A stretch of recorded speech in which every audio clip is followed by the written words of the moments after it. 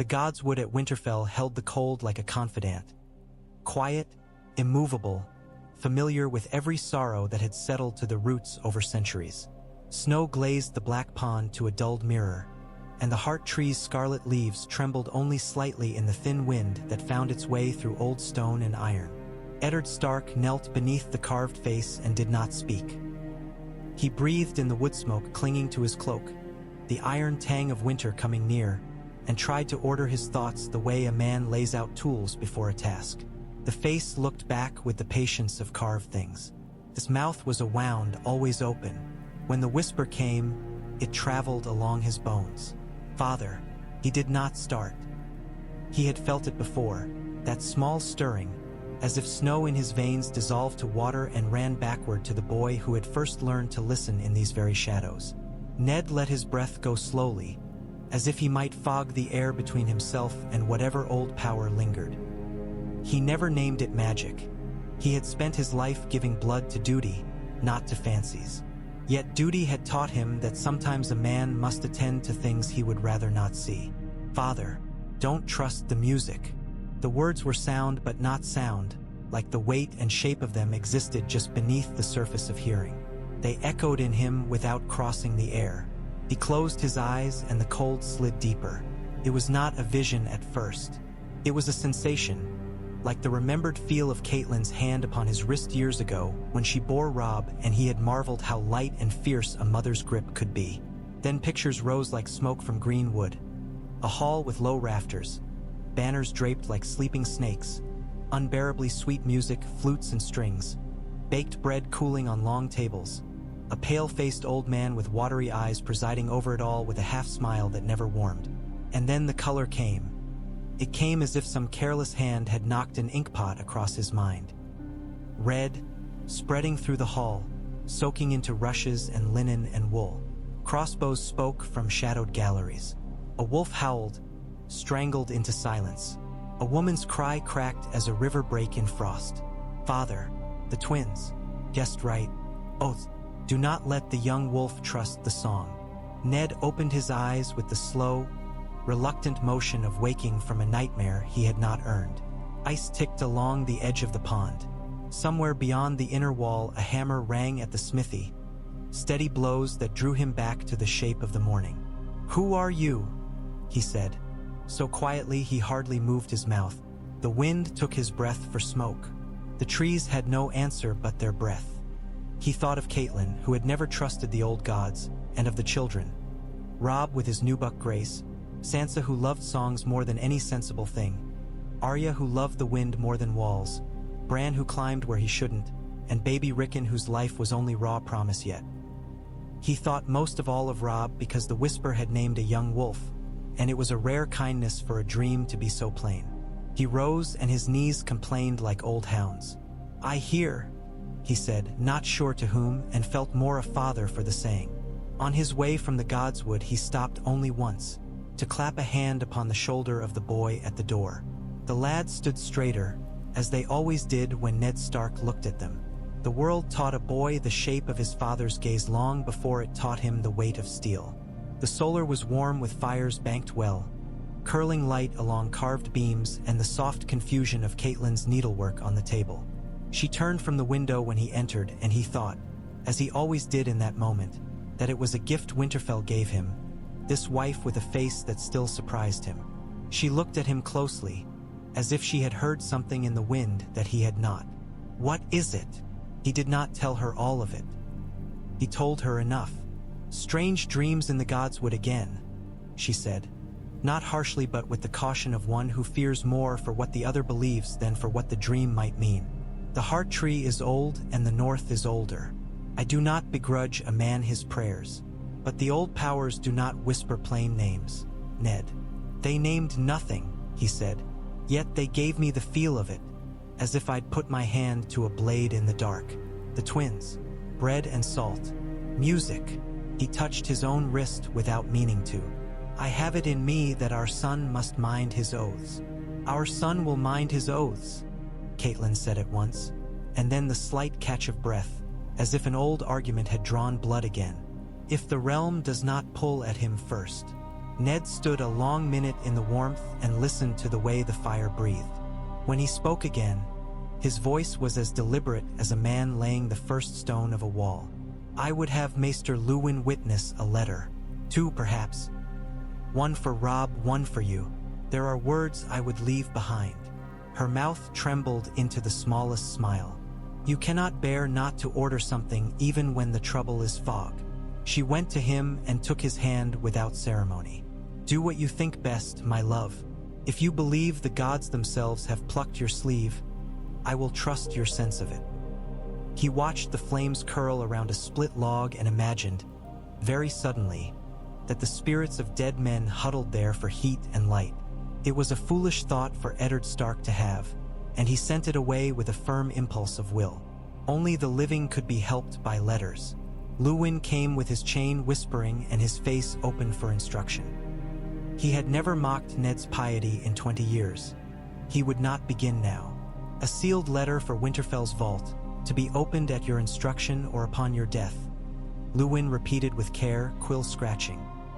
"And 1 to be sent by the swiftest raven to your lady wife, now resident at Winterfell, with commands for the boy?" "Not commands," Ned said, because he was not the sort of father to issue orders in his absence that would have the weight of his presence.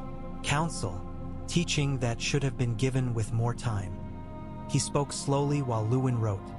"Of oaths made to small men with long memories, of the narrow bridge between prudence and honor, of watching men whose faces never changed when there should, of never placing a king's head under any roof where his enemy owned the rafters." He spoke of guest right in the north and how men with dust-dry hearts did not feel it the way river lords did. He spoke of old fears around Roose Bolton's quiet eyes and the thin humor that ran beneath his courtesy. He spoke of the Freys and their tempers, and of how a wrong done to a proud house could harden into a needle that pricked every day afterward. "Above all," he said at the last, "let him keep his word. If he must promise himself to a Frey girl to gain a bridge, let him not wriggle free of it later. Worse would come than a mismatched marriage. And if he must ever feast where the Freys pour the ale and set the tune, he must choose what is eaten and where the players stand. He must seat his men so that the walls make less sense to any bow at a dark corner." Luwin set down his quill. "You speak of old wrongs as if they were already done." "I speak," Ned said, "the way a man speaks when his bones ache before a storm." Catelyn sealed the letters herself, striking the wax with the direwolf. Ned felt better for the weight of them, as if words were stones you could stack against the blast. He took the road south within the fortnight. If he had lingered, the very walls might have leaned to hear what else the wind would bring him. He put his faith in preparations instead. Men who feared fate sometimes ran to meet it without knowing. He would not be that sort of man. The road to King's Landing was a long stone knife laid across the belly of the realm. He took it with a small company and with thoughts that never strayed far from Winterfell. Every tavern yard, every fording of a river, he found himself watching the unseen rafters, measuring doors for ambush, counting the bolins in his head. It was folly. There would be time enough for that sort of accounting if the winds that had murmured to him found their storm. King's Landing smelled of hot dust and something like rot scrubbed thin with smoke and perfume. The red keep rose from the hill as if it had grown there like a thorn tree, every window a thorn's eye. Ned set himself in the chair Jon Arryn had warmed and felt at once the grit that had sifted into the cracks of everything the old hand had touched. The city made men dirty in ways you did not see until you tried to write a clean letter upon them. He did not go to any godswood there. If there was one, it would be a sickly southern cradle without a heart tree. He had no wish to ask favor of a tree that could not look back at him with a face. He had, instead, the labor of untying knots. He followed the paths Jon Arryn had followed through brothels and books and whispered corridors. He watched Jory Castle bruise his knuckles against the city's indifference and wiped away the blood that did not show. He measured Littlefinger's smiles and found them all exactly the same. He peeled silk back and found, every time, nettles. The second vision took him without warning. In his chair with a list of names spread beneath his hand and the candle guttering down the last finger of wax. He had not gone to seek it. That was the worst part. He saw the hall again, low rafters, banners, the same sweet music, and he saw the wolf this time not as a sigil but as a creature, white teeth buried in a man's sleeve pulled back. He felt the shiver of steel go into flesh and, for a terrible instant, it was his own side that felt the cold of the blade. Not the blow that kills, the blow that instructs. A man had leaned in close to give it. Ned could not see his face. He saw only pale hands and a ring that caught the light so cleanly it hurt. He tried to turn the vision, to catch the angle, to see the eyes under the hood of the man's calm. He had never been a man for praying aloud. When the vision flattened and left the room as it had been, he understood that what had visited him was not fancy or fear, but something like the bite of a winter wind that had made its way through stone and flesh to where the true cold lives. He sent for Varys. The eunuch arrived with his soft steps and his soft voice and his eyes like small, patient lures. "Lord Hand, send for Yoren of the Night's Watch," Ned said. "When he comes, I will see him privately." Varys blinked once. A rare bird to land upon the hand's window. "Shall I bait him with stale bread or fresh secrets?" "Bait him with the courtesy you keep for the last honest men in the realm," Ned said, and the man bowed like a sail collapsed in an easy breeze. When Yoren stood before him, Ned saw a man weathered into his purpose like an old gate to a well-trodden field. He spoke plainly and did not trouble his tongue with curtsies. "I will take your girl," he said, when Ned had told him of Arya's mischief and hunger for steel. "There's a stubborn look in her. We have need of stubborn looks at the wall." He scratched his gray stubble and listened, uncomplaining, to what Ned did not say aloud. "What else?" Yoren asked finally, as if he knew there was a weight waiting on the floor for him to stoop and take up. Ned handed him a letter sealed with dark wax. "For my lady Catelyn or my son Robb. If I am dead when you deliver it, you may say I went clean. If I live, you may tell them nothing of how I trembled." Yoren tucked the letter away. "You have the look of a man with bad news he cannot show his children, or it will turn into a beast and eat them. There's no shame in that, my lord." He looked up and away at the room's high ceiling, as if testing the rafters. "This city doesn't keep its roofs honest." "What roof does?" Ned said helplessly. "The one you build yourself," Yoren answered with an old crow's humor.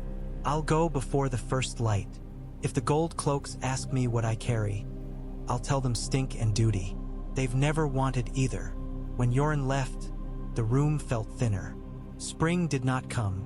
It never really did in King's Landing. The fat white hands of men of gold opened and closed again until Jory lay dead in the street and Ned's leg burned and everything he held in his two hands seemed suddenly to be bleeding. He told himself it had been folly to think he could avoid any of this. If the whisper that had stirred him in the godswood had pressed a hand to his back, it had been to push him where he was already walking, not to turn him aside from every ditch in his path. The last vision came in darkness so complete it made a second body around him. In the black cells, no candle wavered. Water clung to old stone. Ned lay upon a straw that stank of old fear and looked up at the ceiling. He could not see and did not try to. He closed his eyes and there it was again, that hall, that music, the bread steaming, the hands folded before a lord who would not meet anyone's gaze for long. The sudden ugly, tender sound a soul makes when it meets a crossbow bolt. The feel of his own son's breath gone from the world as if it had never pulled air. "Father, oath, bridge, don't send the Ironborn. Watch Bolton. Do not cut Karstark's head without time to make him forgive you." It was absurd, that last instruction. It would have made him smile if it had not come to him with the force of command and love. He pressed the heels of his hands into his eyes until the darkness revealed more sparks than any starfield above the wolfswood. "I hear," he said aloud, because no one was there to see a Stark speak to air like a madman. The morning came like a thief lifting a window latch. Varys came too with water and words. "If you confess," the eunuch murmured in the lightless cell where his voice seemed the only soft thing, "the boy king will send you to the wall. The queen will counsel mercy. Your daughters will live. All it costs is a little truth bent where the heat is strongest." For the first time in days, Ned felt a measure of relief, like a man who finds a stepping stone in a stream where he thought he would have to swim. He could survive as a shame. He could still be a father from afar. He could write more letters. He could gather what he had left of his honor into a shape that fit through the narrow door fate offered him. He went to the steps with his leg a firebrand of pain and his heart a hammer begging to be put down. He recited a confession with the steady, wooden voice of a man reading the names of the dead and reached his west watch like a pilgrim reaches water. Joffrey sat with an expression like a mirror turned toward madness. Cersei's mouth was thin. Sansa wept so openly the city watched, fascinated, as if they might learn weeping from her. The Septon spoke in a voice like oil. Ned told the realm what pleased it. He said the lie necessary to keep himself alive. And for once, in a city of knives, the knives did not fly. Perhaps because the queen's hand lay upon the boy's arm in just such a way that any motion could look like obedience. Perhaps because Sansa looked for a heartbeat like the princess they wanted, soft, beautiful, pliant, and Joffrey meant to reward that. Perhaps because Varys's whispers had woven a net between impulse and action. Perhaps because every man in the square saw clearly what mercy would purchase, and someone put it in the boy king's head that a king who pardons is mightier than one who spills blood in his own yard. Whatever the reason, the sentence was commuted to life aflame in the cold. They shaved his head, they dressed him in black, and the gates opened not to let his soul fly but to let his body go north where honor was still measured by whether a thing was done. Yoren put him on the road with the others and with the sort of respect men pay to a grave when the bones in it are not their own. Arya was a wisp at the edge of the column, a shadow slipping among shadows. Ned could hardly look at her without breaking his new vow to be a man who survived. He had no right to take her back. He had only the right to walk where he must and trust that a promise broken in one thing could be made whole in another. On the way north, he gave Yoren another letter, because he had learned the lesson of water in the rock. Make your way by patience and repetition. The letter was for Robb and Catelyn together this time, and it named things he had never named in writing before. It advised, it urged, it warned. It said, with a father's arrogance, all the things that go unsaid until they are useless. Winterfell received the first letter before the second, because ravens beat men over long miles. Catelyn broke the wolf seal with Luwin standing by and Robb standing on the edge of being a man who knew the weight of command. They read slowly. They read twice. Robb's face did not change very much while he read, which comforted and alarmed his mother at once. When he looked up, his eyes had that narrowed brightness he had when considering a river fording. It is as if Father stood in this room and spoke it, he said. Catelyn nodded, though the weight of Ned's words burrowed into her bones differently. It was not any fear of the old gods that troubled her. It was the specificity of what he had foreseen through them, and her learned disdain for the vagaries of prophecy tried and failed to take root. She had seen too many men bend their lives to visions and come to hunger and blame. Ned's letter was air you could breathe. It named the Freys. It named Bolton. It named guest right as if it were a weapon. Old Lord Walder is proud, she said, and the mention was sour on her tongue. But he is also cautious. He is the sort of man who counts the bread loaves when the baker leaves. If we give him no cause to nurse a wound, he will not seek one. She reached for Robb's hand very quickly, as if he were still a boy with skinned knees. You must not send Theon to Pike. Robb's mouth tightened. Father thinks that? He knows Balan, Catelyn said. He knows what an old injury can make of a man. Do not put your life in a Greyjoy's hands. Robb spent the rest of that day moving stones upon the board in the war room and never once asked his mother to leave him. He listened to the Blackfish, whose counsel was a river current of strategy that never carried its own scent, and he listened to the Great John, whose advice came like a bear shouldering through brush. He allowed Serwyn to contradict Karstark, and he watched Karstark swallow anger as if it were a hard bread you eat because the soft has gone stale. To each man, he gave something like agreement and something like refusal so that no one left feeling unnecessary. The letter remained on the table, its wax seal a dull hill. The northern banners went south as in the tale that would have been told anyway, but the tale bent in small places. No runner went to Pike with Robb's friendship. Theon Greyjoy looked at the boy he had grown beside and saw, finally, something he had not seen before. That the love he wanted had already been given, and the house that had given it did not need to be repaid with a betrayal dressed as a crown. He sulked, he swaggered, he stayed. At the twins, Robb's column drew up and waited for what pride would demand. Caitlin rode to parley because she had the knack for swallowing disfavor with a face that did not show it cutting inside. Old Walder met them with that peculiar mix of complaint and haze that passes for wisdom in men who have lived too long to remember why mercy is a kind of power. You come thin with coup. Rootsy to fatten yourself upon my bridge, Walder said, eyes like two chips of old ice. Your bridge is the realm's bridge, Caitlin said, calm as a river with a hidden pull. When the king comes of age, he will thank you in person for its loan. Walder sniffed that away and looked at Robb as if measuring him for a shirt that needed letting out. You promised to honor my daughters, all of them that deserve it, he said later, after he had had his say on every topic that lived in his mouth. I see a boy with a wolf's head and nothing upon his hand. Robb breathed in carefully, and Caitlin thought of Ned's letter burning like coal in a scuttle. I keep my word, Robb said. I will wed a daughter of House Frey at the hour appointed between us. I will do it for honor and for the north that walks behind me. But if I may give stipulation, my lord, it is this: the ceremony will not be under your roof. Walder went very still, and it was all Caitlin could do not to flinch for everyone in the room. The old man's eyes filled with a humor so dry it might blow away at a breath. And where would a Stark of Winterfell wed a Frey if not beneath my beams? At Riverrun, Robb said, with the consent of Lord Tully, with your daughters honored before the eyes of the river lords whose respect you most value, with the feast in my charge and the music of my choosing, with guest right guarded by more than a loaf and a pinch of salt by the door, a ceremonial hostage exchange between houses, as old custom in the neck, so that each sits safe with a counterpart's kin, and no man thinks to arm himself in the shadows. The Blackfish's eyebrows flicked at that. Howland Reed's customs drew little love in the Riverlands, but he hid his reaction. Caitlin saw Walder work his lips around the idea.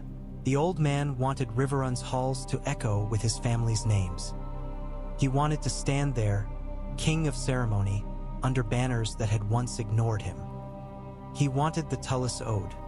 He wanted to be the man for whom the bells rang. You propose terms, he said, petulant from reflex. I propose honor, Robb said simply. They crossed at last, with pledges traded like coins pressed too often, and no one came out poorer. Robb gave his hand in front of half the Frey brood and accepted a token, the old man's sixth daughter. Plain shy Roslyn, with eyes that showed she had been taught fear early, slipped upon his finger with trembling fingers. Caitlin watched Walder carefully when the girl approached. She saw pride go through him like a remembered flame. It had been long since anyone's beauty had been currency in his purse. The war unfurled by degrees. The whispering would still trapped a golden lion. The young wolf's banners still shook a portion of the realm awake. The ways between Harrenhal and the fords still stank of smoke and dead horse. But the pulse of everything altered. The Boltons did not have the counsel they had once had, not where it mattered. Roos's eyes stayed as calm as shallow water in a cold light, but more than once he found that the scouts he sent did not return as quickly as he liked, while those Robb sent through the reeds under Howland Reed's quiet advice arrived with news that smelt of clay and truth. Karstark's grief still broke its cage. A Lannister boy died beneath his fury.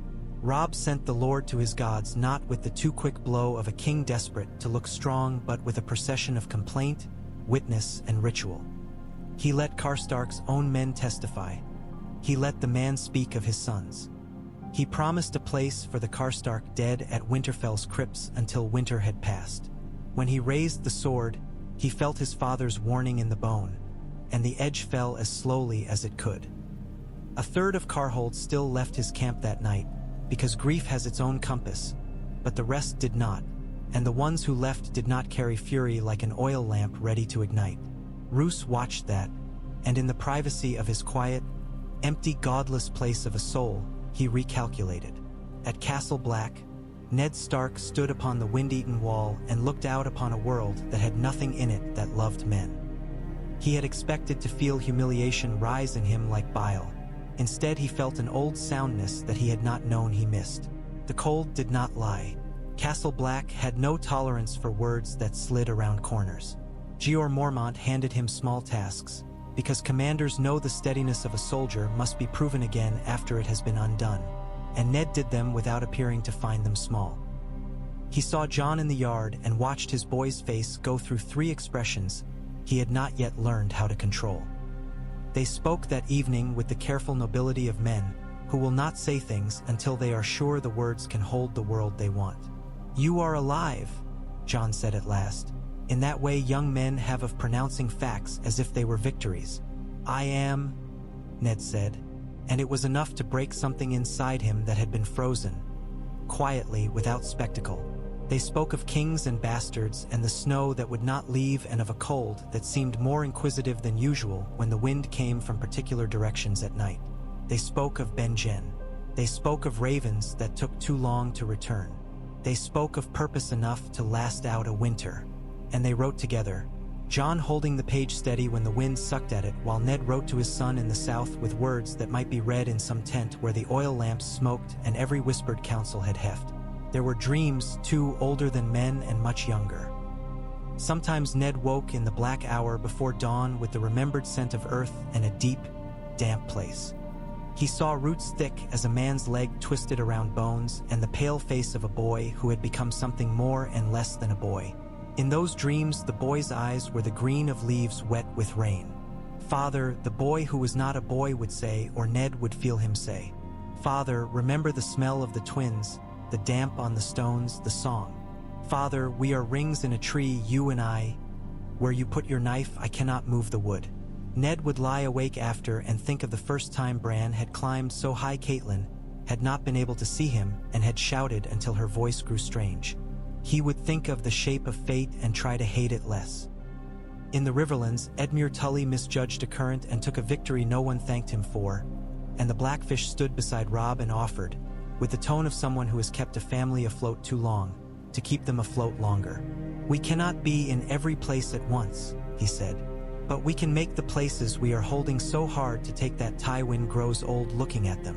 Tywin Lannister did not grow old looking, but he grew irritated. Harrenhal stones held heat like a hand clenched forever.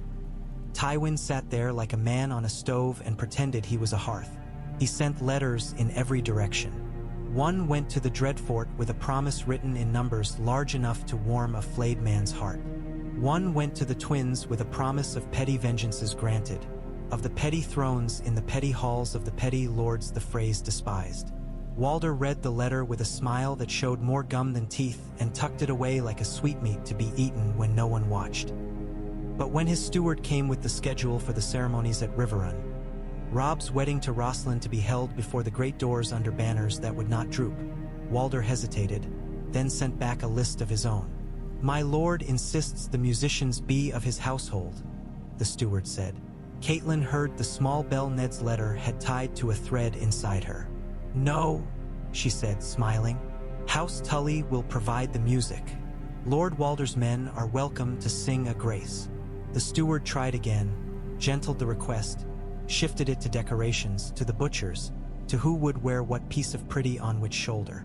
Each time Catelyn gave way, she did so as if it were nothing, and then held fast to 3 things: the placement of the high tables, the choice of musicians, the timing of the ceremonial exchange of bread and salt.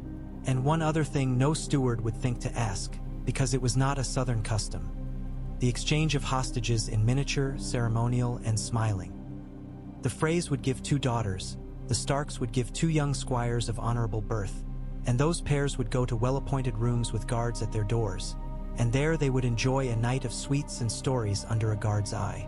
"A game," Catelyn said when Rosalind bit her lip and looked to her father. "A thing for children to remember and laugh about later." She smiled and did not look at Walder Frey while the request settled. "An old river game they play in the neck." "I do not care for swamp games," Walder said, but too many eyes were upon him, and the idea had already been arranged among the women as if it were natural. He said yes because the world had demanded it in a language he did not speak. Roose Bolton rode with a measured grace that never threw a clod.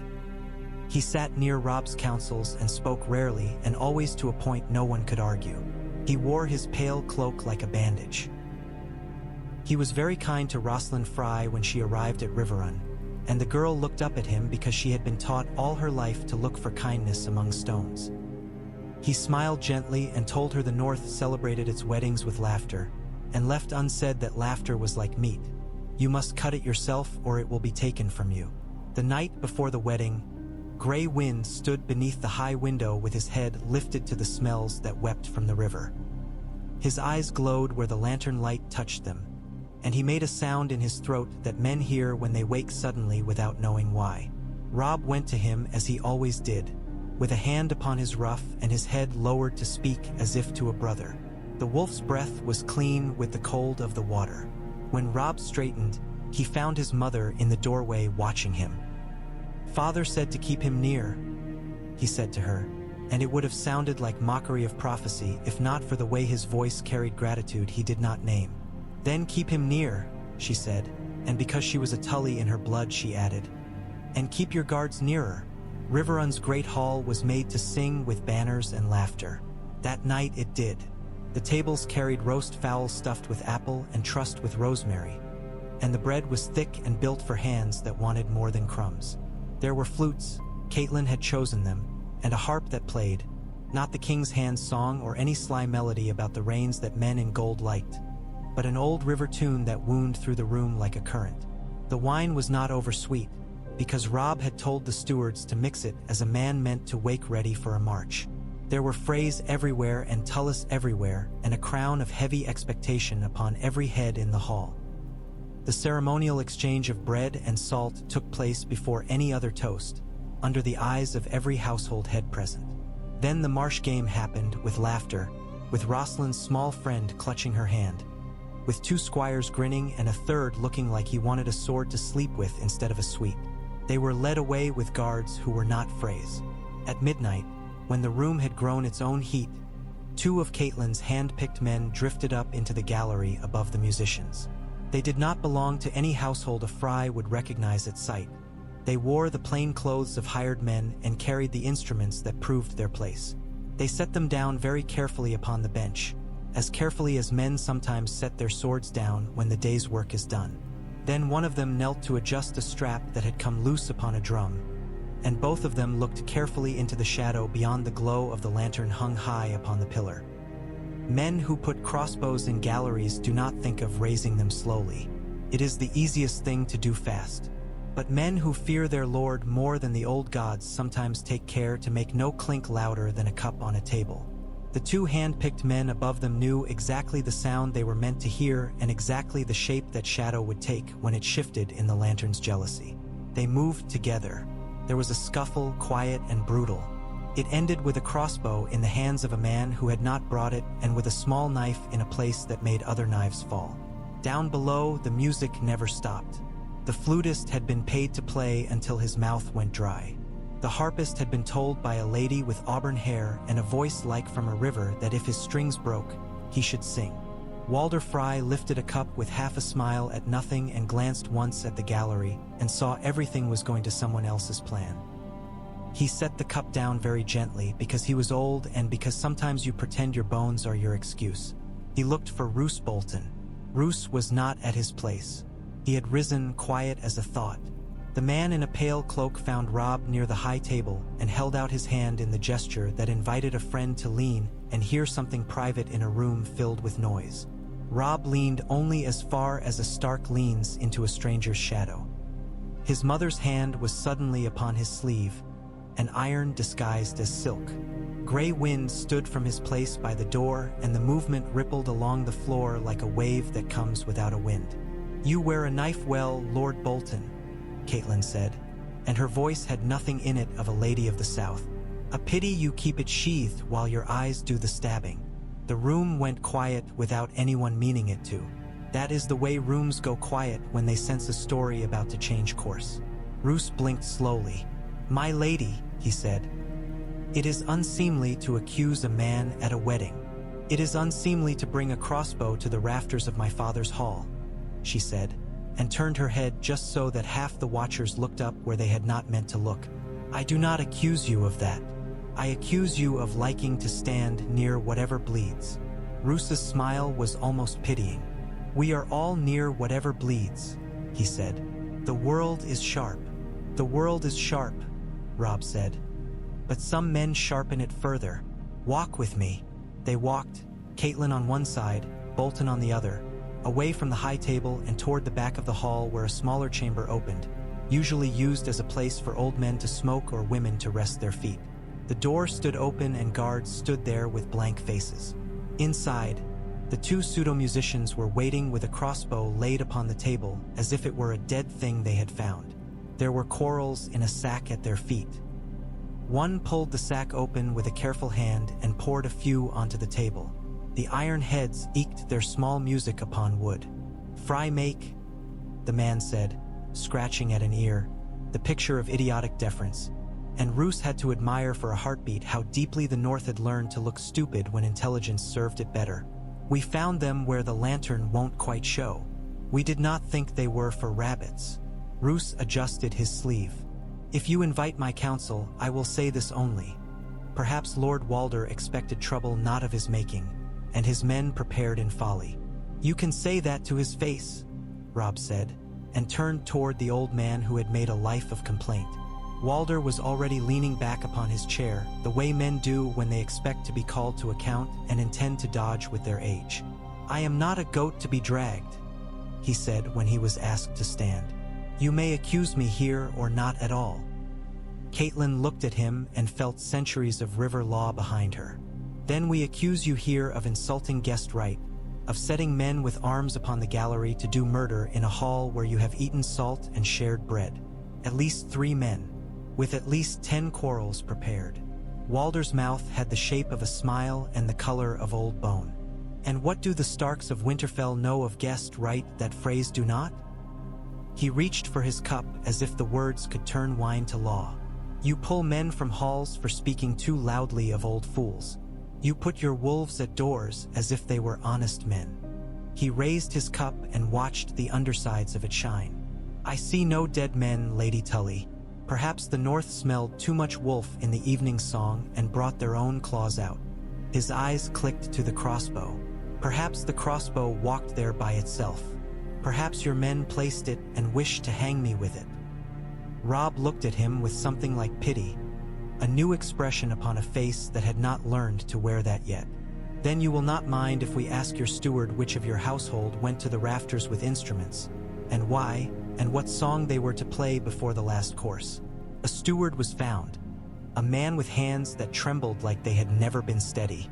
Before he spoke, Grey Wind stalked into the small room and put his muzzle upon the steward's open palm.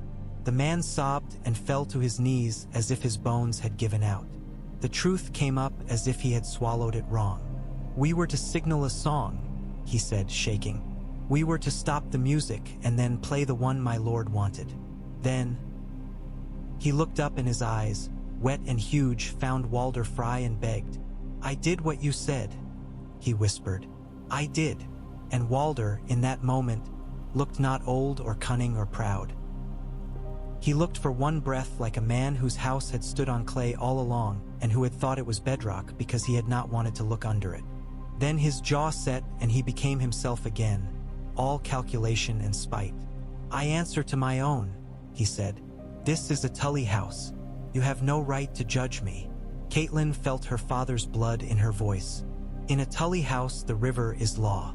The law of bread and salt is older than your house, older than my house, older than the river's name. You will be judged by it.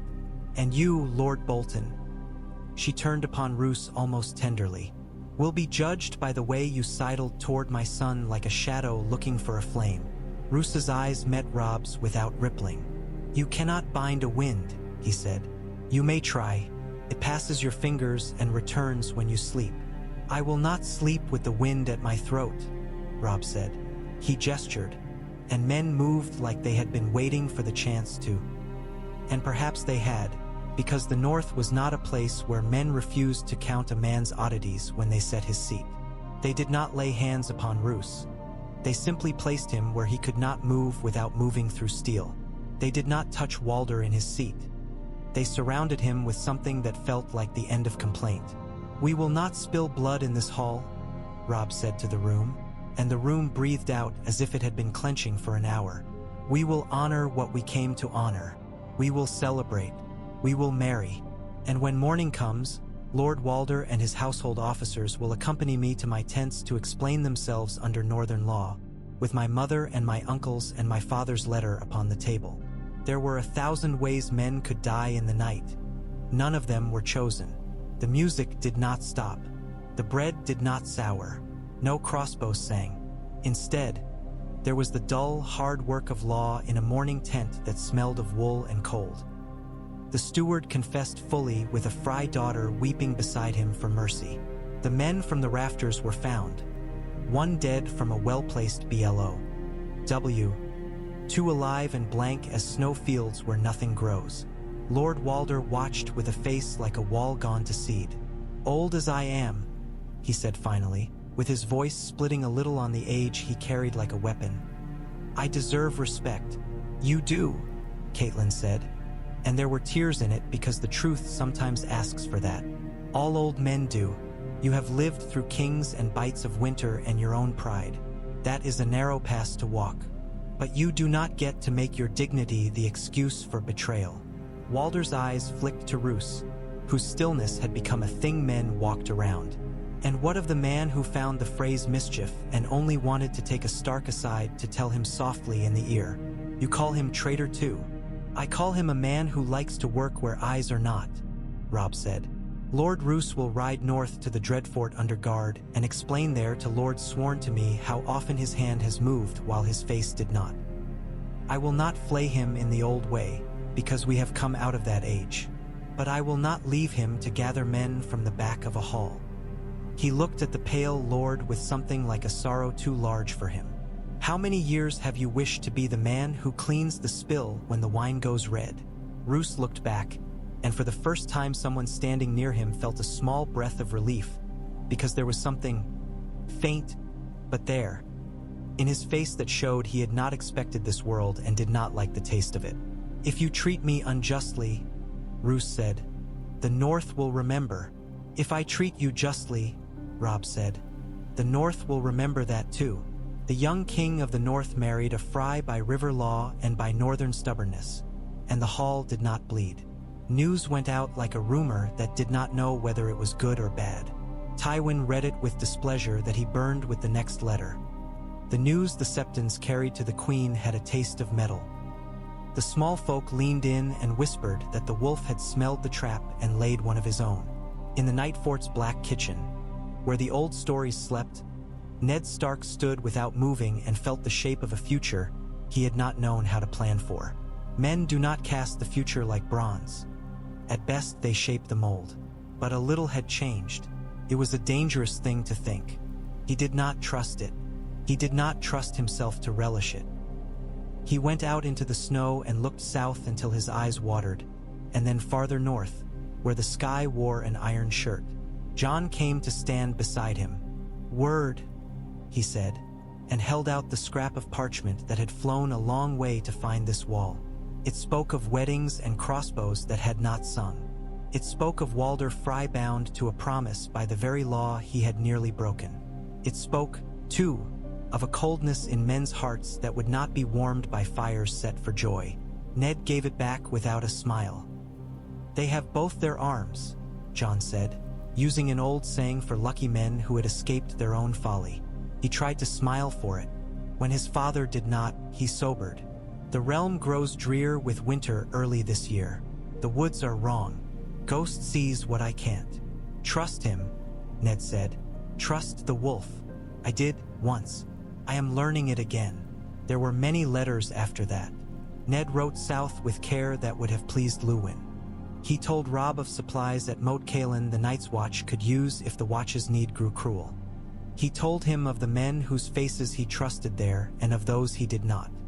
He told him to raise the neck like a handful of green knives if the lions tried to push too far into country that did not belong to them. He told him not to believe white birds sent from Oldtown half as much as he believed the wind on his cheek. He wrote one letter to Stannis Baratheon.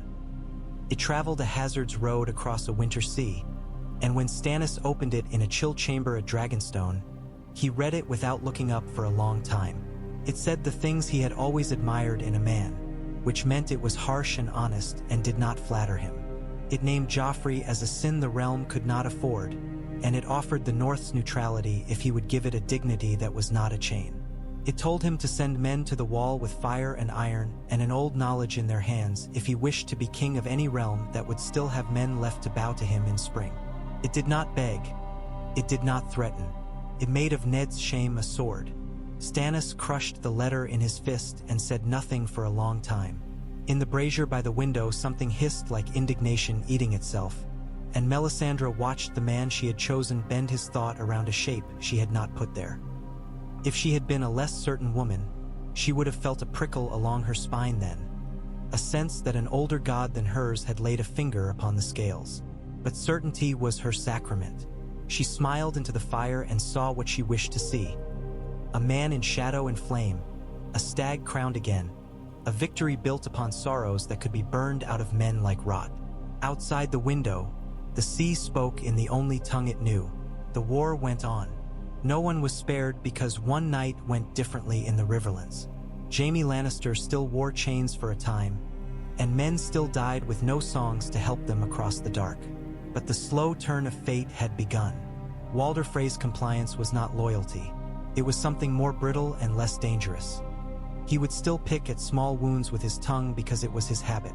Roose Bolton's quiet departure to a North underguard left a fracture where he had stood in Robb's line like a hinge, and in that place other men stepped. Men whose faces changed when they should. There was no knife in Robb's side at the moment of his triumph. The wolf that had been quick to love a girl he should not have been recalled, gently and firmly, by a father's voice he had never expected to hear. In a cave beneath roots as thick as an old man's worry, a boy with a face too solemn for any boys wore the bark-brown patience of a teacher beside him. The boy's eyes were green as leaves after rain. He had learned to look at time as if it were a river seen from a height, meandering through meadows and rocks and places where it threw itself into foam. He had learned, very slowly, that where you place your shout from that height matters. You do not turn the river. You warn the man in the boat that the bend he cannot see has a snag in it. He heard me, Bran said softly. He did not say father because the word hurt and warmed too much. The old man who had been many men and sat like an old root with a mind for weather nodded once, very slightly. He heard the part he needed. You would have told him more. You wanted to tell him everything. That is a boy's ache. Even gods cannot carry every warning to the place it must be. Trees learn. They do not command. Bran looked into the loom of roots and saw the flicker of moments like fireflies. He saw a hall with rafters low and a harp sway. He saw a man with a pale hand move his sleeve and then let it fall. He saw his mother's face not break. He saw the wolf live. He saw, too, farther away and lower down the river, a cold that was not a season but a will. He saw the places where men did not put their feet because they had not learned to fear enough. What of what comes after? He asked, not lifting his gaze from the lights that rose like breath in winter. If we pulled them from one death, do we simply deliver them to another? Do you think death was not always waiting? The old man said, smooth as the roots.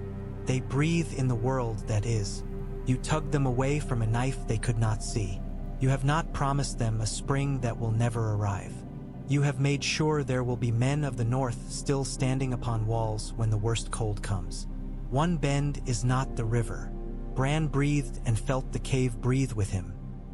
He thought of his father kneeling in the snow under the heart tree before all of this began, and how even then Ned Stark had looked like a man who listened to the silence the way other men listened to prayers.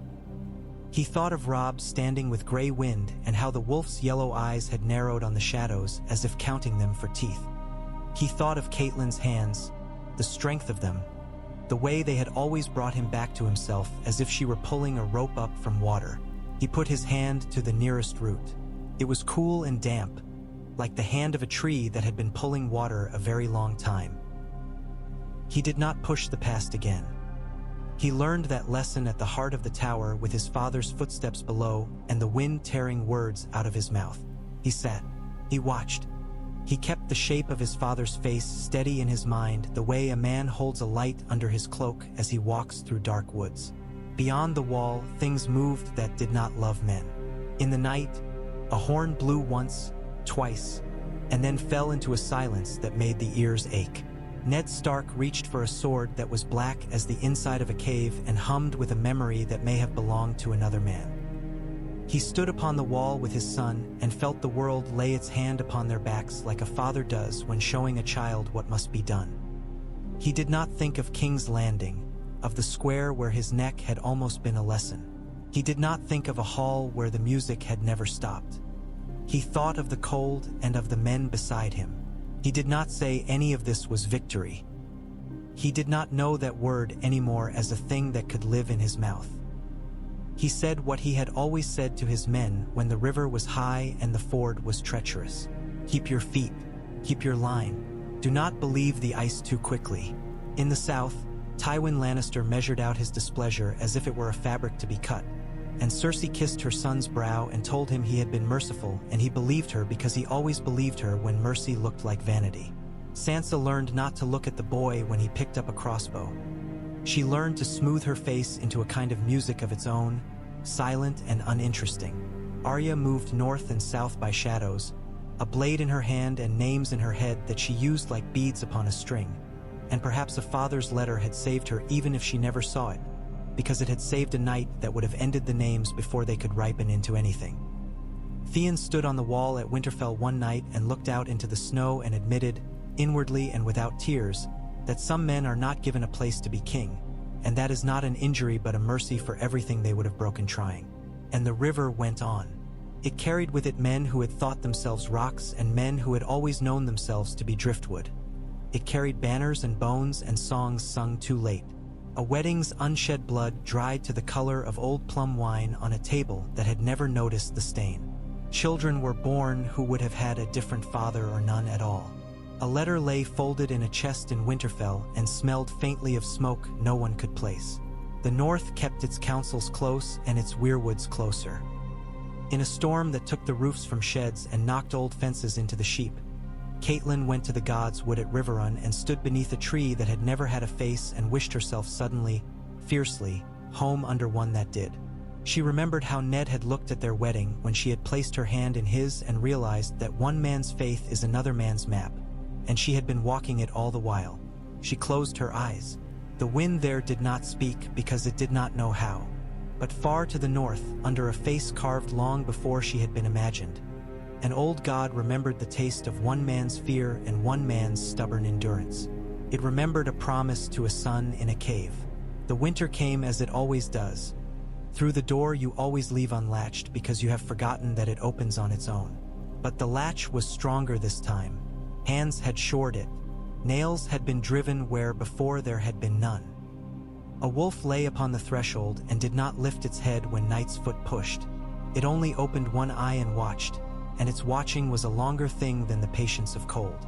At the wall, Ned Stark laid his palm upon the rough stone and told it, not with words, that he would stand so long as his bones would let him. Jon stood beside him and felt, very young and very old at once, the rightness of a place where men could be so common and so necessary that songs would never know their names. He thought of his sisters. He thought of Robb. He thought, most of all, because he was young and the young make priests of their fathers, of the man beside him.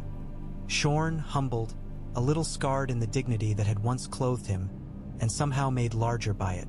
"Tell me again," Jon said one night, when the world had narrowed to the breath fog before their faces and the far, shifting pale of the forest beyond. "Tell me again of the night in the hall that never happened." Ned looked at him, and the look was mostly the dark between them. "There was a hall," he said. "There was music. There was bread. Men intended a thing. We intended another. The old gods blessed the intention that harmed the least and saved the most. That is all. We owe them for it. We pay the debt by standing here." Jon nodded, as if the words had slotted somewhere he had been waiting to fill. He would tell the story later as jokes to keep boys from falling asleep at their posts. as prayers said under breath when the wind cut through their cloaks, as the sort of tale that turns into a rumor that turns into a ritual.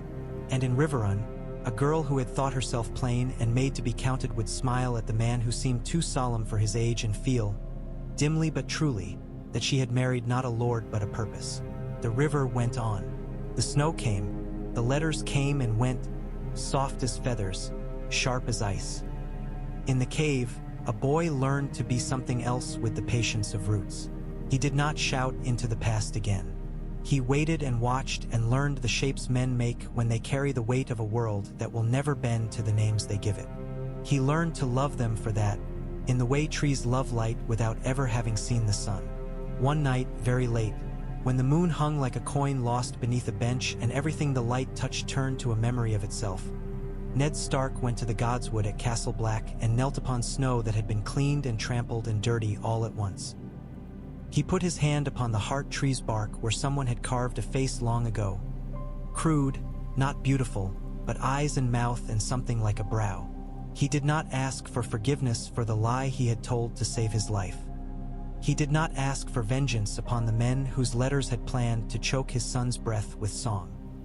He asked for the simple, ungainly, enormous thing fathers ask. Let them have tomorrow. Let their foolishness be instructive, not fatal. Let their honor bend without breaking. Let them leave something for the children who will come to sit beneath trees and ask for the same. The wind moved, but not much. It did not need to. He rose and went back to the wall, to the line of men who had become his road and his harvest and his house. And far south, where a hall had almost turned red and had not, a child stirred in a cradle and did not cry when the door latched more tightly than before. She slept on while the old man in the room beyond counted his grievances like beads, and for once, perhaps, they felt thin in his fingers. The river under the window made the sound it had always made in spring, a sound like laughing over stones. The world had not been saved. It had only been altered in a place where alteration mattered. That is all men get when gods pay attention. That is all men need. King's Landing woke each morning like a woman who had never quite slept, rubbing at her eyes, painting a smile over the bruise. Sansa learned to move through it the way a dancer learns a new figure. Step, lift, slide, curtsy. The city all needles and gloves and hidden threads pulling behind every gesture. It helped to think of the Red Keep as a maze built by some smart, spiteful child. The trick was to seem lost and be nothing of the sort. Marjorie Tyrell arrived with a fragrance of summer the city had not earned. Where Sansa's silks always knew the chill of stone passageways before they reached her skin, Marjorie's seemed to remember sun. The girl smiled the way a cat might if it had been taught by a courtier. Soft, nothing of teeth. Joffrey stood taller when she looked at him, which frightened Sansa more than his cruelty. Cruelty you could count on. Vanity was the sort of fire that leapt fences. The queen watched with her mouth set to a line that could have been drawn with a ruler. Cersei had the look of a woman who has discovered that the color she chose is unfashionable and will tear the cloth rather than wear it. She let Sansa attend Marjorie often, which was generosity in the ledger and cruelty in practice. To be near such hope was like standing at the edge of a spring and being told to drink the dust. "You look well in green," Marjorie said one afternoon as a seamstress pricked at Sansa's hem. "You have the coloring to bear it."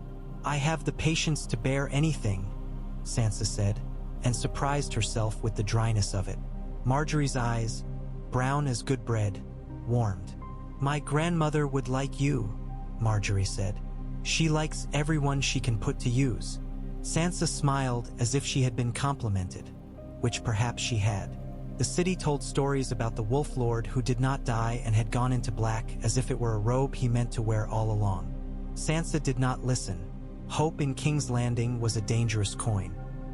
But at night, when the lamps in her chamber made small islands of gold upon the floor, she pressed her palms together until her knuckles ached and let herself whisper, once only, "Father."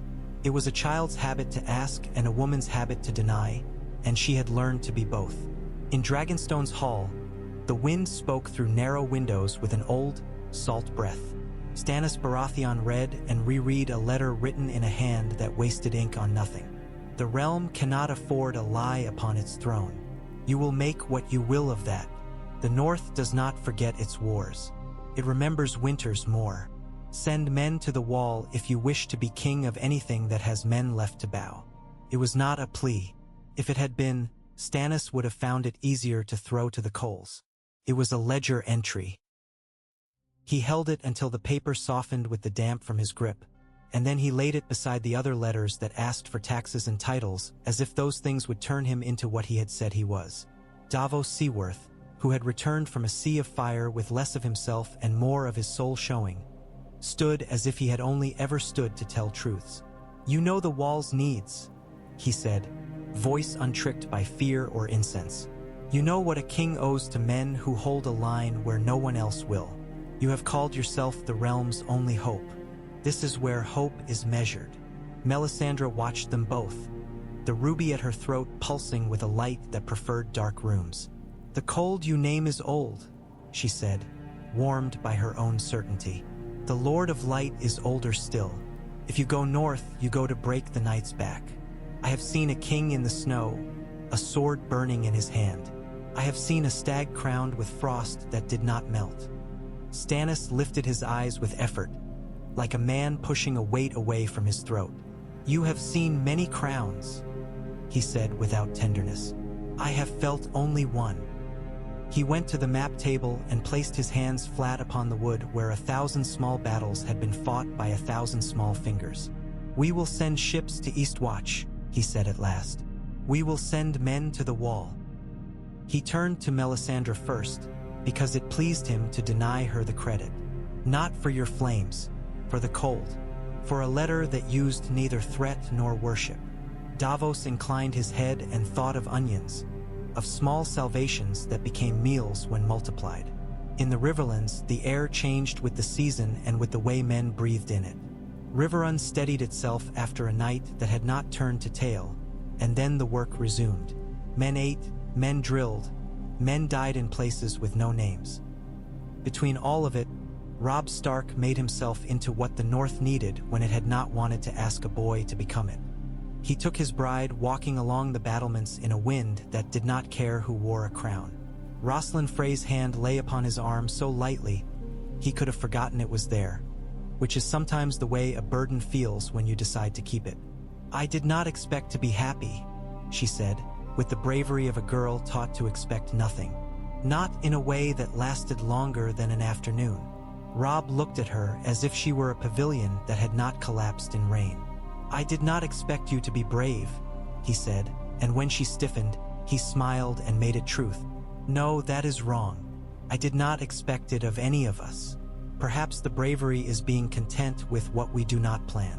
She laughed a little at that because he had spoken like a man and not a prince from a story. "Your mother is watching us," she said after a moment. "She will keep watch until there is nothing left to see," he said, and Rosalind surprised him by squeezing his arm. "She is mother to a son who deserves to be watched," Rosalind said. "Such women do not sleep." Catelyn did not fully. The breath she had spared in relief she now hoarded for the weight of what remained. She wrote to her father, though her words would come after their time. She wrote to Ned and did not know if the letter would drift past the wall like snow that cannot find purchase. Lord Bolton rode in a column that considered itself sensible. Great John Umber took custody with the indifferent cheer of a man who never minded trouble as long as he could smell where it came from. "You'll have warm food," he said to Roose, "and a cloak when you're cold, and a sword nowhere your hands can see it. That's justice enough for any man who looks at shadows like they owe him money." Roose accepted everything.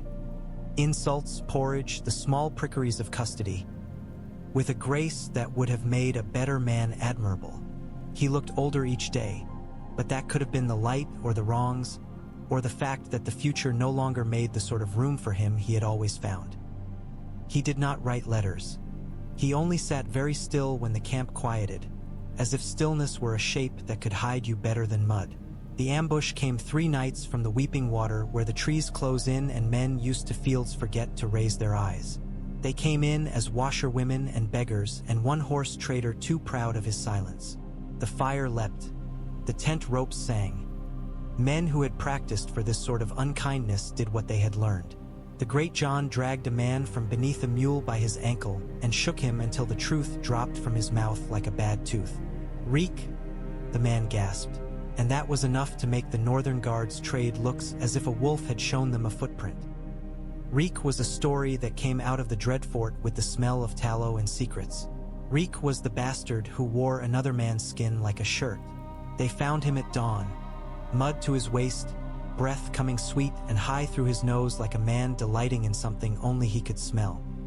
He had killed 2 guards with a knife crafted for kitchen work and had done both neatly, with a care that provoked disgust stronger than a messy death would have. He looked at Roose with devotion that any lover might envy. Roose did not look back. Ramsay smiled. "Father," he said, almost shy. The Great John cuffed him so hard the world should have let go of him then and there. It did not. He laughed a little blood laugh and went silent. They did not take Roose to the Dreadfort. They turned his horse north and west and kept him between men who did not blink. By the time the snows came in proper, he was eating bread at White Harbor under Wyman Manderley's eyes, which did not register humor often but flared with something like appetite at the thought of justice. Manderley fed him well. No man would later be able to say a northern lord starved his prisoner into confession, and spoke to him kindly of law and vows and the old days when flaying had been a badge of office and not a stain. "We are out of that age," Manderley said, which was a mercy and a threat both. Balon Greyjoy crowned himself with wet iron anyway. Rob's prudence had not warmed Pike's stones. War, like mildew, finds the damp. Longships appeared as if the sea had lost patience and began to spit at the shore. They slashed at the stony shore and took deepwood mott in a night that smelled of wet rope and pine pitch. The Glovers bent like men who had been surprised in their own kitchen. Theon Greyjoy stood on Winterfell's inner wall and tasted salt where it did not belong. He had loved a future where he walked into a father's hall and was greeted as a son. He had loved it so long that when it came into sight he realized he had imagined the wrong hall. Balon had never meant to look at him with anything but the hunger of a miser who has misplaced a coin and resents the finder. Theon had spent 10 years being taught to be someone else's man. It turned out he had learned. He did not ride to Pike. He rode to the Manderleys with a letter on his tongue and a shame he had decided to turn into usefulness. "We will need ships," he told Wyman, hating that the plea felt like telling a man the weather. "Not for open water. For the fingers of the sea that put the ironborn into places where they can burn a barn in the time it takes a man to lace his boots." Wyman Manderley considered him with the politeness reserved for a neighbor's dog. "Winterfell will need men to keep wolves from crossing its yard," he said. "White Harbor will need coin to keep its bawds from freezing. The North will need bread. And you think I will magic ships from snow? Your harbor will be next when the raiders find their courage," Theon said. "Take my head if I am wrong after. Use it for a pry to open the casks you did not have to burn." He spoke faster when Manderley's eyes narrowed. "I know their tricks. I know how they think. Put me on a deck and I will put you on a jetty with a spear before any man in a salt cloak can see daylight." "Bold," Wyman said. "Useful if true, deadly if wrong." Theon smiled in a way that was not kind to himself. "Most useful things are." At Riverrun, Blackfish Tully's mouth corked for the first time in days when the Raven from White Harbor came crabwise with news of Roose Bolton eating well and shitting regularly. "Justice begins with stool," he said, and Robb snorted despite himself. The Blackfish taught him to map the West with a knife and a loaf of bread. Carve here, send a wisp here, let Tywin look too long at the wrong shadow. The whispering would have been a feat. War after averted massacre was a discipline, and Brynden Tully was a patient teacher. "We cannot beat Tywin when he has nothing to lose," Edmure said once, after a long day of men moving as if their joints had rusted. "We can only keep him from winning where he expects to." "We will beat him where it matters," Catelyn said, thinking of the North the way a woman thinks of a locked chest. "Not in a field he chooses. In a winter he does not understand." At the wall, the wind found every seam in a man's clothing and made a virtue of hunger. Ned Stark stood with Jeor Mormont beneath a sky that had begun to grind sun and moon like grain. The old bear's beard held frost as if it had been spun there. "I have known winters where a man's piss froze before it hit the ground," he said. "I have not known a winter where the trees watched us piss." "The trees always watch," Ned said quietly.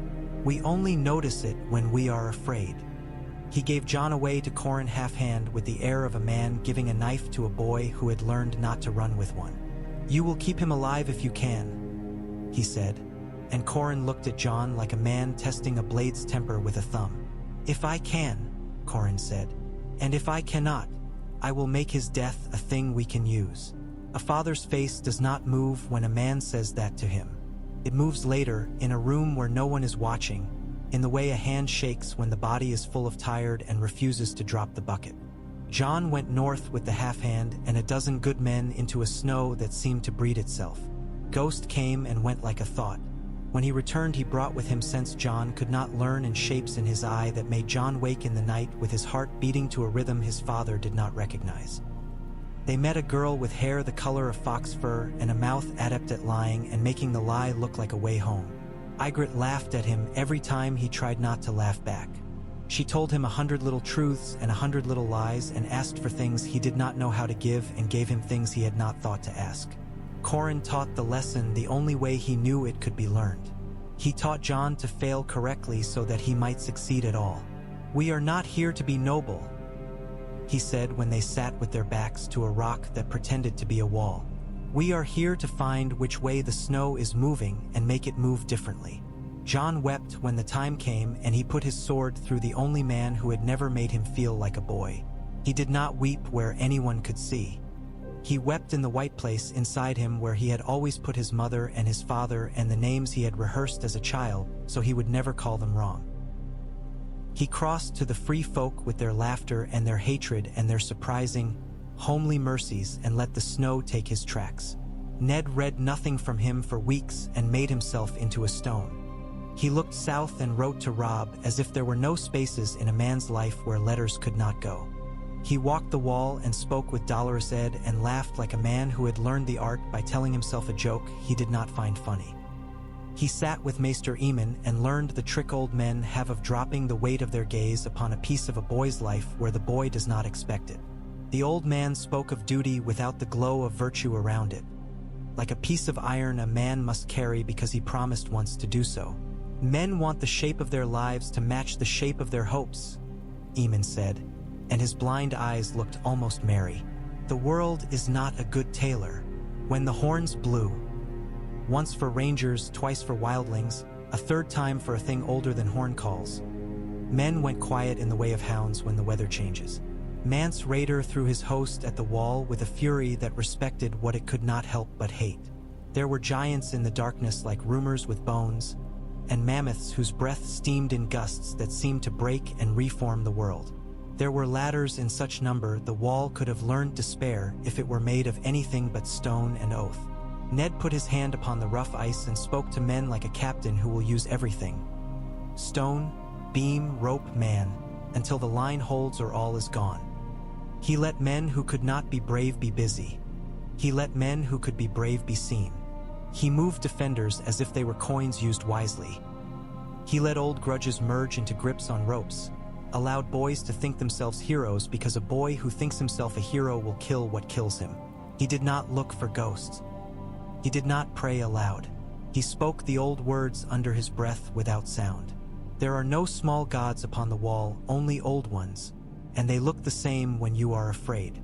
Jon sent a gull-frail message out of the wild with a piece of string and a lie. "They will hit again at night," it said. "The fires are for show. The real weight will come where the trees lean closest to the ice." He did not sign it. Men do not sign truths that will get them killed. Ned read the words and heard his boy in the restraint between them. He moved men as the letter asked, with the small adjustments that make the difference between an army breaking and an army stepping back to brace. When the night came, the snow did not fall so much as arrive in great dumb handfuls thrown by something that did not care. Tormund Giantsbane laughed until he swallowed a mouthful of snow and then cursed until his voice froze to hoarseness. He liked a man who would not break even when the ice itself thought it had him. He liked, reluctantly, the Stark who stood like a fence post and kept his men tied to the line that meant they would be alive to hate the free folk in the morning. The last push came as dawn took too long. The ladders rose until they laced like fingers, and the shouts became the kind of noise men hear for years in their heads after. Then the sound changed, the distant, low thunder of hooves on packed snow, the creak and crack of trees pushed aside because something had stopped caring about them. The wildling host looked behind itself and saw, all at once, banners that had not been there and a line of men in good order under a sky that had stopped pretending to be indifferent. Stannis came in grim as a blade. His knights rode in a formation that wasted nothing. The sellswords he had saved simply by telling them they would be part of a story rode with more enthusiasm than honor, which is sometimes enough. The free folk had no cavalry because they had not needed it until that moment, and then they needed it all at once. The battle unfolded in a cold that punished mistake. Stannis was no poet of war. He was a clerk of it, and this was a ledger he knew how to balance. Mance Rayder knelt in snow that stuck to the hair at his temples and made him look older than the story the free folk told about him. He had come with no desire to be cruel. He had come because cold had told him he must. When he bowed his head, it was to the fact, not the man. Jon stood near him, hair stiff with frost, eyes too bright with whatever it is that happens to a man who has learned how small he is and fought anyway. He met Ned's eyes from a distance that shrank the world, and then the distance grew again because ceremony had to be done. After, in a chamber that had been warmed as much by breathing as by fire, Stannis looked at Ned with a face that had never cared for the way men habitually demonstrate respect. "I have come to take the North's fealty," he said, as if the sentence were a table he had set and expected to be used. "You have come to keep men alive," Ned answered, and made it not a correction but an agreement. "Fealty can be measured when food has been." Davos leaned where he could watch them both. He had never seen a conversation between two men who had so little taste for waste and so little common pleasure in anything else. He liked them for it. He liked that Melisandre's eyes narrowed as if she had expected a prayer and received a list instead. "You named the boy king a lie," Stannis said after they had counted losses in a language of numbers and names. "You named me a duty. Will your North name me king?" "My North is my son's," Ned said, steady. He called his banners to defend the river that feeds his mother's house and the honor that feeds his father's. He did not call them to deny a claim, yours, that rests upon law. He called them to resist madness at court. A lie sits there still. The law does not change for my convenience. He looked at Davos, whose eyes were more forgiving than Stannis would allow for. Kingship is not a matter for letters written on cold nights. It is a matter for halls and men whose hands have dirt under the nails. Stannis's mouth twitched. If he had been a different man, it would have been a smile. Men with dirt under their nails have often told me I must wait. Men with clean hands often tell me to hurry, Ned said. Both are usually wrong. They found their way to a truce that satisfied neither pride. Stannis would hold the wall because he had made himself into a man who would do the necessary thing regardless of thanks. He would send letters to the North not with threats stapled to them but with numbers, grain, nail, steel, and with promises of justice that did not come in the shape of crowns alone. Ned would write to Robb and Catelyn with words weighed carefully to sit upon the North without breaking it. The letters crossed wild country the way thoughts cross a troubled mind. Robb read beneath a banner that had seen more wind than victory. He set the letter down and did not speak for a long time. Catelyn watched him the way you watch weather and hoped for mercy from it. "The law is Stannis," Robb said finally, quiet. "The North is mine because men called me king and I did not refuse. The winter does not care how I style myself. The winter cares whether men stand together," Catelyn said. "Your father has found a way to say together without putting your head under any man's boot." Edmure worried a glove between his hands. "The great Jon will froth like a dog held from meat. The great Jon will froth and then he will drink," the Blackfish said. "He is a practical man with a theatrical manner. He likes the taste of a fight. He likes the shape of the North more. Give him the shape, and he will use his noise for your purpose." They called the lords to moat Catelyn because the neck made men honest. The bog's patience frightened even those who thought themselves fearless. Reed's folk came like mist and sat where waiting birds had sat in the morning.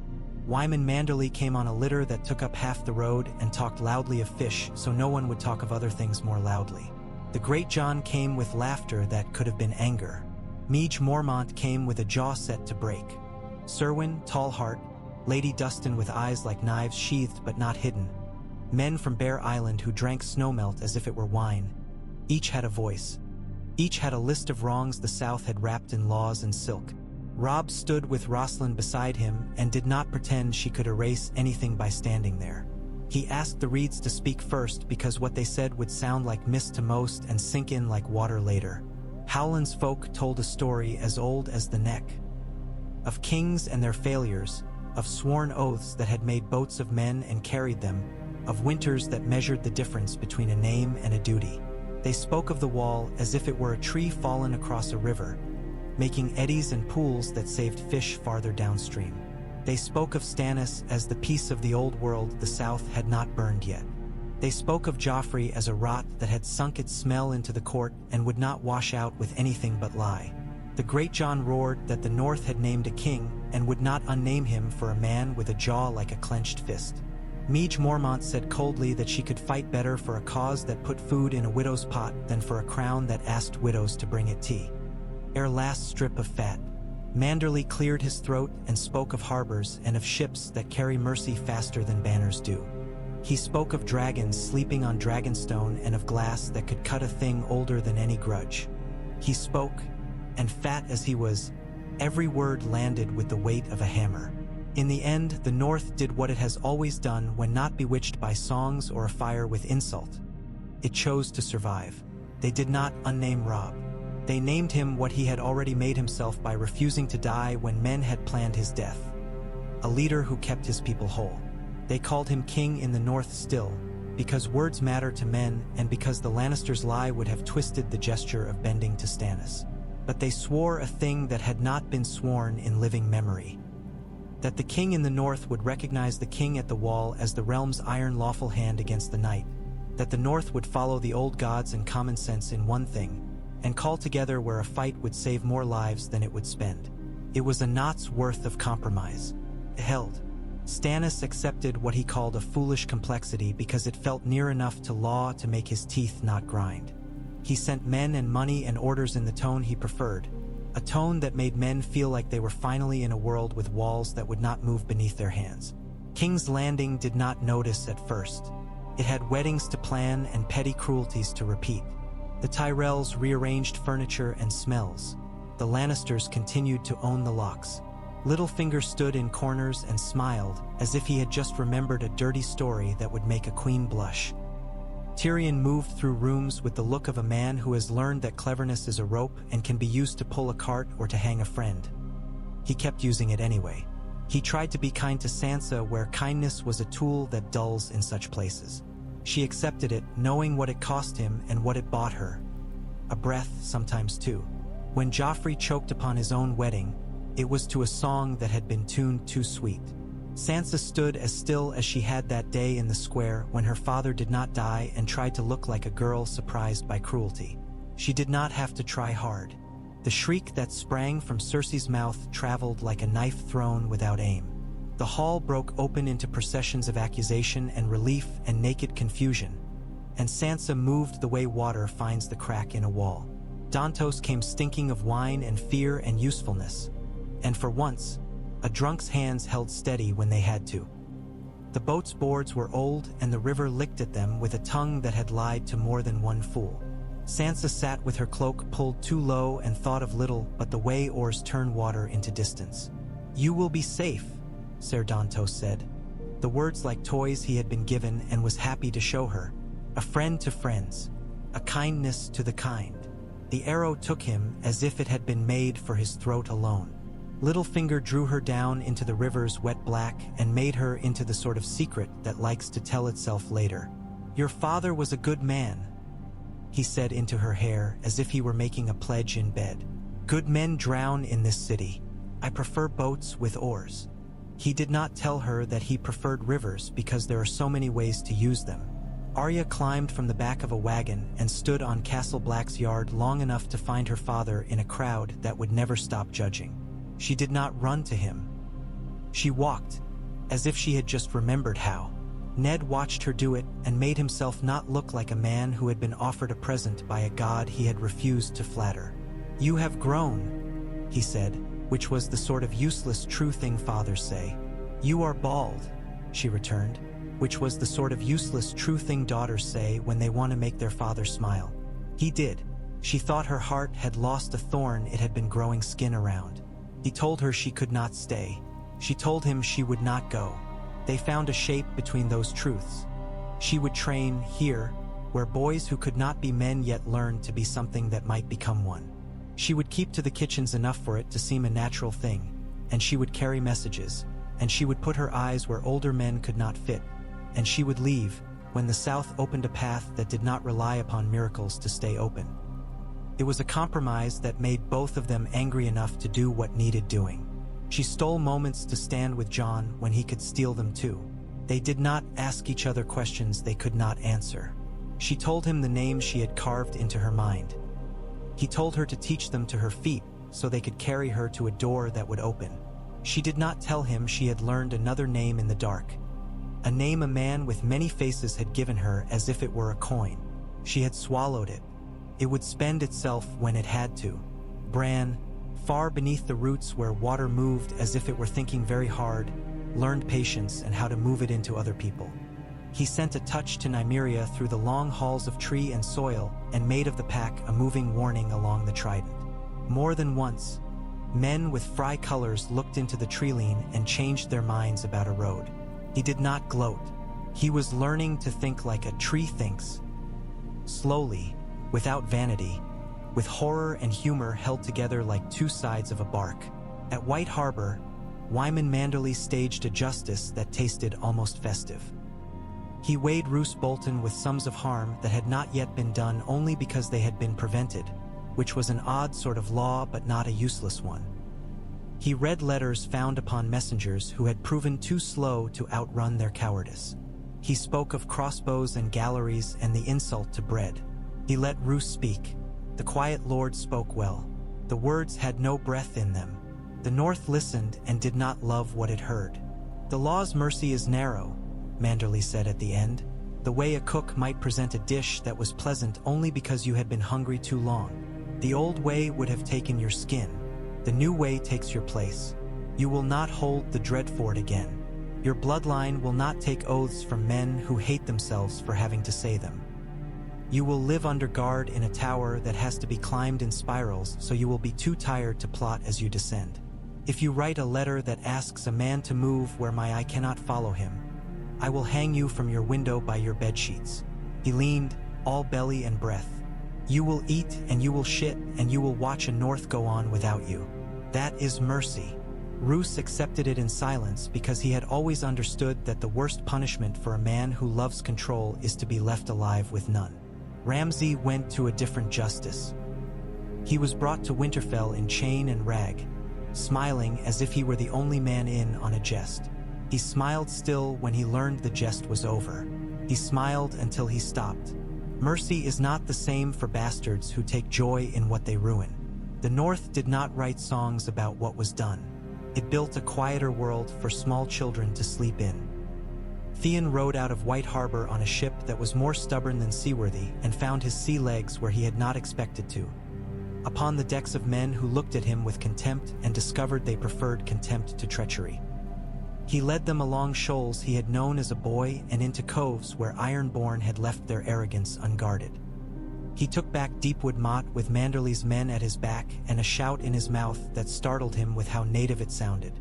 Asha Greyjoy looked at him across the smoke of burning siege ladders and tilted her head. "You learned a thing or two in your cage," she called, not unkindly. "I learned who would open it," he returned. She laughed once and fell back in good order with men who had never learned to. A raven with a handwriting like a man who did not waste any stroke found Robb at Moat Cailin.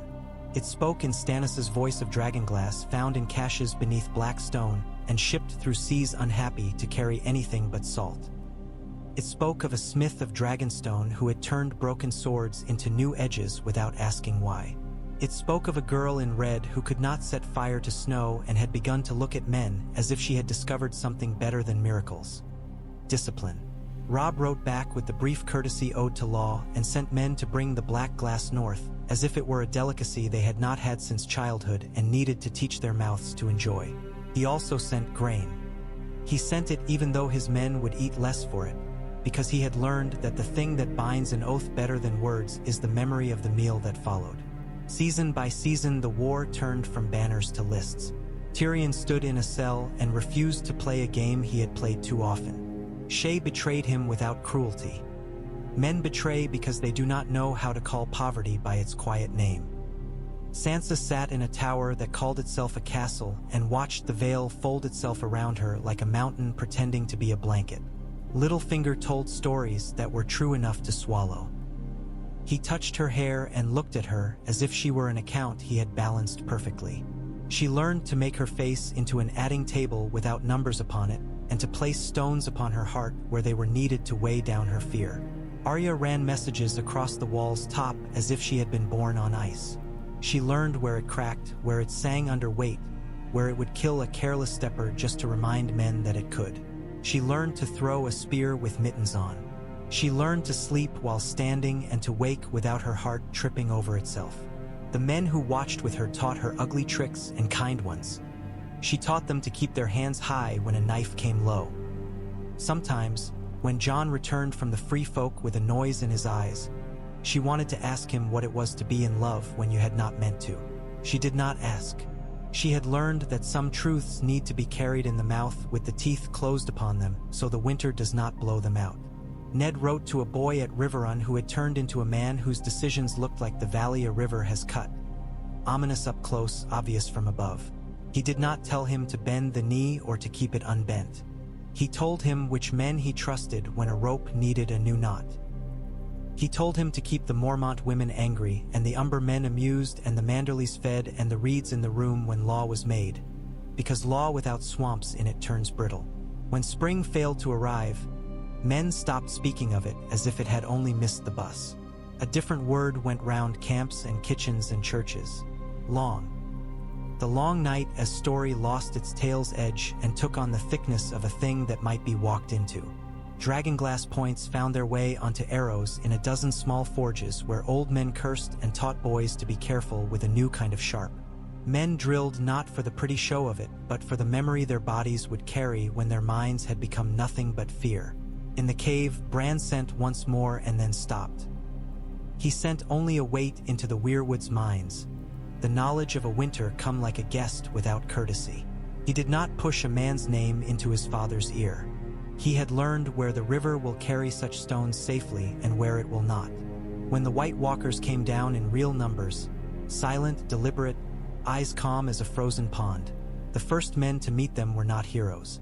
They were the sort of men whose names are written only at the ends of duty rosters.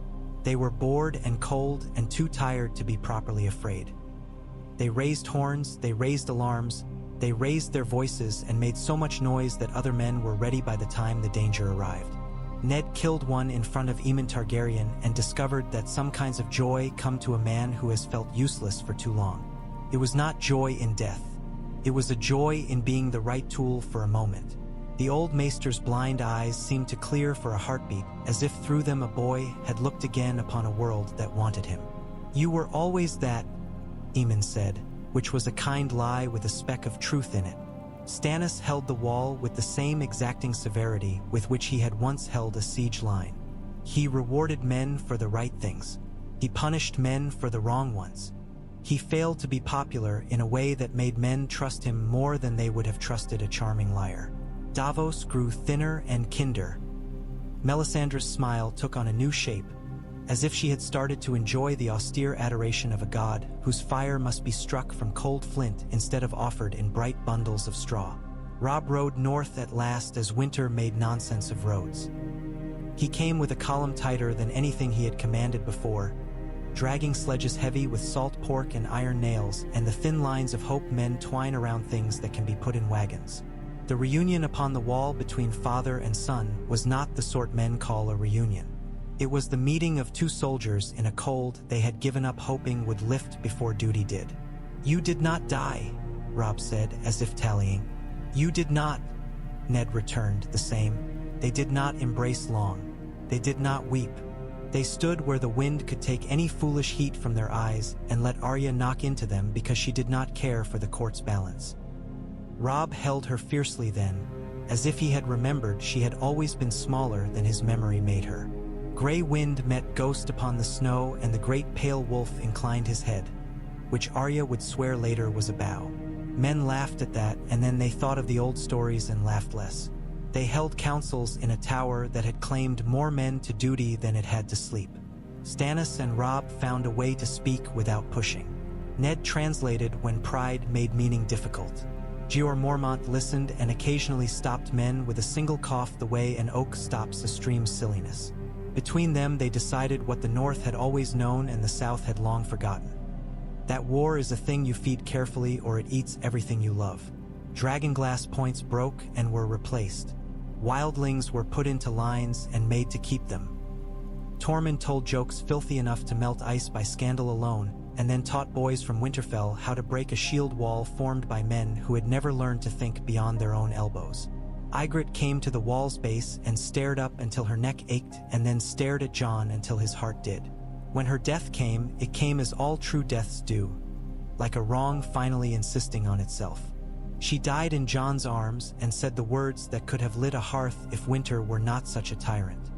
He put her in the ground with his own hands because he did not want anyone else to imagine her body was a thing that belonged to men to move. Sansa, in the Vale, learned to wear her names like veils she could lift and drop as weather demanded. Peter Baelish taught her how to lie by telling her only truths and asking her to choose which ones mattered. She learned to move the Knights of the Vale by moving a few men with wives who loved their sons. She learned to cook a story until it tasted like something a hungry lord would believe.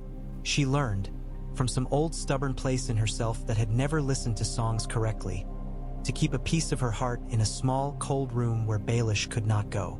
When the worst of the cold drew back, not because it had been beaten but because even a winter breathes, the North looked at itself and counted. Too many dead, enough living, enough to plant and to bury and to fight another year if it must. Stannis stood upon a wall that was more honest than any hall he had known and allowed himself one deep breath that did not taste like failure. He had not won a throne. He had prevented a loss that had not yet been written. In the Godswood at Castle Black, Ned Stark knelt and put his hand upon a heart tree carved badly by a man who had believed he could make the old present with a knife. Snow came as if it were the tree's breath. He did not ask for anything more than he had been given. Time enough to turn warnings into habits. Children given back by hours and stories. A wife's hand still warm in the places where warmth was possible. He thought of the night at Riverrun that had not reddened a hall, and of the way men had put down knives no one had seen them take up, because a letter had turned into a pattern of men standing where they should. He did not think he had saved anything. He thought, in his simple, durable way, that he had helped make a shape in which saving might occur. He would take that. He would take the way Jon looked at him now, not like a boy begging for a lineage and not like a man hungry for permission, but like a companion who had learned the cost of the path and chosen it anyway. He would take Arya's laughter in a place that had not heard it before. He would take the knowledge that somewhere south a girl he had not been allowed to raise was learning to make her face into a mask that would one day be unnecessary. Winter had farther to go. Men had farther to go. The river did not end. It grew wider, then narrowed again, then dashed itself in anger upon rocks that had been waiting for years to be taught patience. But the banks held. In a cradle at Winterfell, a child turned onto her side and did not cry because the night was less hungry than it had been. In a tower in White Harbor, a man looked out at a sea that had not taken what he loved and decided to build one more ship. In the Neck, men moved through water like facts and did not speak unless speech would change the world a little.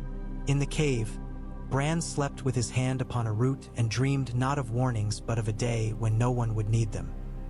He woke knowing that such days were myths told to ease boys' fears, and that the work remained.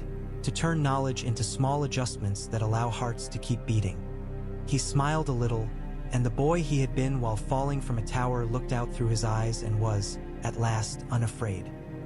When the snows came again, the wall breathed in and the wall breathed out, and the men upon it kept their feet and their lines and their names. They had been given nothing extraordinary. They had been given time and counsel and the chance to choose. It was enough. In the quietest hour of the night, when ropes creak just once and stop, Ned stood under the heart tree and said, not aloud, the only prayer he had ever needed, let them have tomorrow. The wind moved and did not speak, and he smiled into it like a man who had learned that silence is sometimes the kindest answer. Far away, a hall somewhere in the Riverlands hosted a wedding that did not turn to grievance. Bread was broken, salt was shared. A harp tuned itself and found a tune old enough to make knives stay sheathed. An old man counted his grudges and found, for once, that they did not add up enough to fill his hands. He set them down and ate. The river outside laughed with stones, as it always does when no one's blood is in it. The world did not correct itself. It merely allowed itself to be done slightly better. Men adjusted. Women refused to die and were not required to. Children ran along a corridor and did not flinch when a door opened. Wolves slept with one eye open and dreamed of snow heavy with the smell of men who were not enemies yet. The old gods watched with their carved patience, and in the eyes of one tree, just for a moment, the red ran brighter as if something inside the wood had remembered spring.